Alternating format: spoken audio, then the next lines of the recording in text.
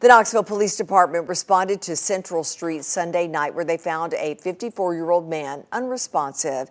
The man was taken to the hospital where he was pronounced dead. His death suspected to be the result of an overdose. We hear these stories all too often in Knox County. 6 on Your Side reporter Ella Wales joins us now with what the numbers are saying about overdose deaths in our area. Ella. Lori, in just the last 7 days, there have been 7 suspected overdose deaths in Knox County. However, the number of deaths has been declining over the past few years, and that trend is expected to continue.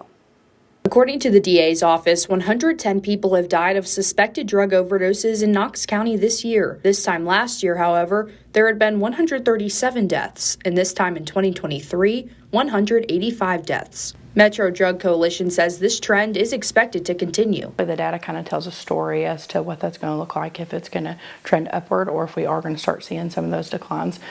So we have, and we expect to continue to see some of those.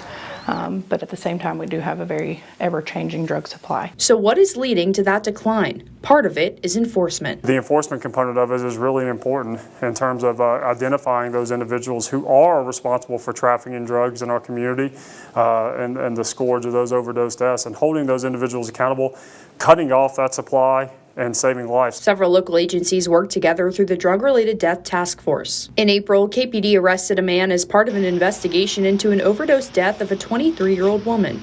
Plus, 3 people were indicted in connection to 2 other deaths. We had Amanda Martin and George Jocelyn, who were both indicted and arrested in connection to a March 2024 overdose death of a 54-year-old woman. And as well as we recently had Michael Hines, who was indicted for second-degree murder in connection to the December 2023 overdose death of an 18-year-old woman. Community outreach is another factor behind the decline in deaths. We continue to host free trainings for the community. We continue to do also the individual kind of intervention type trainings as well. And then with that, with the community outreach efforts, that's where we're able to distribute all the harm reduction tools that we have, such as naloxone. Suspected overdose deaths in Knox County have been dropping since 2021. That year, there were 533. Last year, there were 301.